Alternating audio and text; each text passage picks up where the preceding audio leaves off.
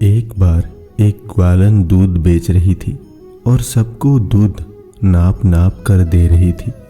उसी समय एक नौजवान दूध लेने आया तो ग्वालन ने बिना नापे ही उस नौजवान का बर्तन दूध से भर दिया। वहीं थोड़ी दूर पर एक साधु हाथ में माला लेकर बैठा हुआ था।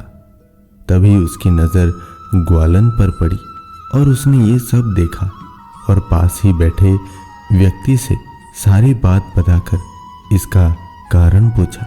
उस व्यक्ति ने बताया कि जिस नौजवान को उस ग्वालन ने बिना नाप के दूध दिया है वो उस नौजवान से प्रेम करती है, इसीलिए उसने उसे बिना नाप के दूध दे दिया। यह बात साधु के दिल को छू गई और उसने सोचा कि एक दूध बेचने वाली ग्वालन जिससे प्रेम करती है तो उसका हिसाब नहीं रखती, और मैं अपने जिस ईश्वर से प्रेम करता हूँ उसके लिए सुबह से शाम तक मन के गिन गिन कर माला फेरता हूँ। मुझसे तो अच्छी यह ग्वालन ही है। और उसने माला तोड़कर फेंक दी। जीवन भी ऐसा ही है, जहाँ प्रेम होता है वहाँ हिसाब किताब नहीं होता है, और जहाँ हिसाब किताब होता है वहाँ प्रेम नहीं होता है, सिर्फ व्यापार होता है। श्री कृष्ण कहते हैं, लोगों को सफाई देने में अपना वक्त बर्बाद मत करो। लोग तो वही सुनते हैं जो वो सुनना चाहते हैं। कभी भी किसी ज़रूरतमंद को अपनी चौखट पर जलील ना करे, क्योंकि ऊपर वाला कटोरा बदलने में देर नहीं करता। संपत्ति के उत्तराधिकारी अनेक लोग हो सकते हैं, लेकिन कर्मों के उत्तराधिकारी केवल हम स्वयं ही होते हैं। सौभाग्य से जो प्राप्त होता है उसे 7 पीढ़ी भोगती है, और जो छीन कर हासिल किया जाता है उसे 7 पीढ़ी भुगतती है। प्रेम, ईमानदारी, सच्चाई, सम्मान और हिम्मत, ये पांचों जीवन के मजबूत स्तंभ हैं जिन पर इंसान का पूरा अस्तित्व निर्भर करता है। बहुत से लोगों को ऐसी धारणा है कि जब भगवान की कृपा होती है तब धन, ऐश्वर्य, स्त्री, पुत्र, मान, कीर्ति और शरीर संबंधी अनेक भोगों की प्राप्ति होती है। जिन लोगों के पास भोगों का बाहुल्य है, बस केवल उन्हीं पर भगवान की कृपा है, या भगवत कृपा उन पर है कि जिनकी विपत्ति को भगवान टाल देते हैं। भगवत कृपा का इस प्रकार क्षुद्र अर्थ करने वाले लोग बड़े ही दया के पात्र हैं। ऐसे लोगों को भगवत कृपा का यथार्थ अनुभव नहीं है। वास्तव में संपत्ति या विपत्ति से भगवान की कृपा का पता नहीं लग सकता। भगवत कृपा नित्य है, अपार है, और संसार के समस्त प्राणियों पर उस कृपा सुधा की अनवरत वर्षा हो रही है। जो लोग उसका यथार्थ अनुभव न कर केवल विषयों की प्राप्ति को ही भगवत कृपा समझते हैं, वे ही लोग विषयों के नाश या अभाव में भगवान पर पक्षपात, अन्याय और कृपालु न होने का कलंक मंडते हैं। बोल सको तो मीठा बोलो, कटु बोलना मत सीखो। बता सको तो राह बताओ, पथ भटकाना मत सीखो। जला सको तो दीप जलाओ, दिल जलाना मत सीखो। कमा सको तो पुण्य कमाओ, पाप कमाना मत सीखो। पहुँच सको तो आंसू पोंछो, दिल को दुखाना मत सीखो। हंसा सको तो सबको हंसाओ, किसी पे हंसना मत सीखो। केवल जिद की एक गांठ खुल जाए तो उलझे हुए सब रिश्ते सुलझ जाएं। ढूंढने से वो ही मिलेंगे जो खो गए हो, वो नहीं जो बदल गए हो। लोग जरा सी बात पर आपको छोड़ देते हैं और रब जरा सी प्रार्थना से आपको थाम लेता है।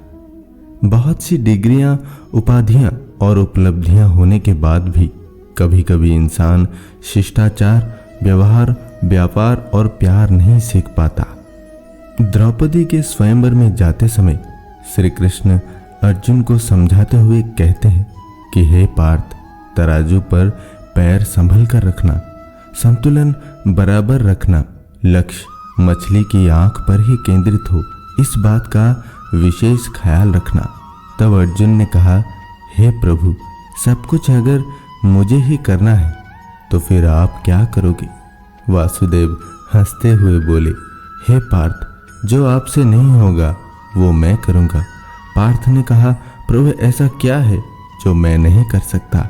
तब वासुदेव ने मुस्कुराते हुए कहा, जिस अस्थिर विचलित हिलते हुए पानी में तुम मछली का निशाना साधोगे, उस विचलित पानी को स्थिर मैं रखूंगा। कहने का तात्पर्य यह है कि आप चाहे कितने ही निपुण क्यों न हो, कितने ही बुद्धिमान क्यों न हो, कितने ही महान एवं विवेकपूर्ण क्यों न हो, लेकिन आप स्वयं हर एक परिस्थिति के ऊपर पूर्ण नियंत्रण नहीं रख सकते।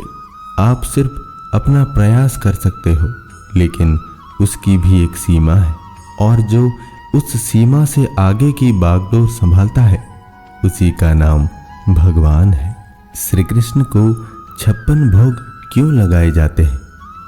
माता यशोदा श्री कृष्ण को प्रतिदिन 8 बार भोजन कराती थी, और कहा जाता है श्री कृष्ण ने गोवर्धन पर्वत को 7 दिनों तक उठाए रखा था, और इन 7 दिनों तक भगवान भूखे रहे। इसीलिए जब 7 दिन बाद श्री कृष्ण ने पर्वत नीचे रखा तो माता ने 7 दिनों का भोजन एक साथ बनाया, और 8 बार का भोजन 7 दिन के हिसाब से 56 होता है। इसीलिए भगवान को 56 भोग लगाया जाता है। लोगों की संवेदनाएं मर गई है, इसीलिए किसी को दूसरे का दर्द तड़पने के लिए मजबूर नहीं कर पाता है। निगाहों ने खो दी है अच्छे बुरे की पहचान। अपने दुष्कर्म पर भी हर कोई खुद को साफ सुथरा नजर आता है। उदारता हाथ ने खो दी है, इसीलिए किसी के पीठ में खंजर घोंपते हुए नहीं कांपता। ढेर सारे कत्ल करता कोई, पर खुद को कातिल नहीं पाता है। जीव ने खो दिया है पवित्र स्वाद, इसीलिए बेईमानी के विषैले स्वाद में भी लोगों में अमृत का एहसास आता है।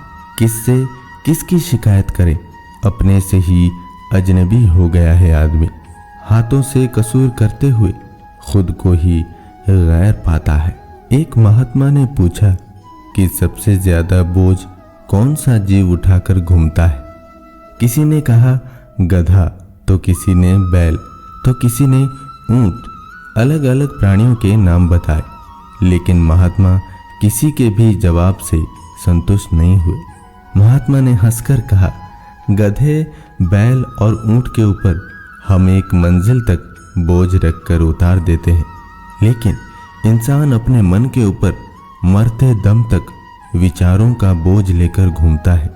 किसी ने बुरा किया है, उसे न भूलने का बोझ, आने वाले कल का बोझ, अपने किए पापों का बोझ, इस प्रकार कई तरह के बोझ लेकर इंसान जीता है। जिस दिन इस बोझ को इंसान उतार देगा, तब सही मायने में जीवन जीना सीख जाएगा। श्री कृष्ण कहते हैं, जिसने पहले तुम्हारा उपकार किया हो, वो यदि बड़ा अपराध करे तो भी उनके उपकार को याद करके उसका अपराध क्षमा कर दो।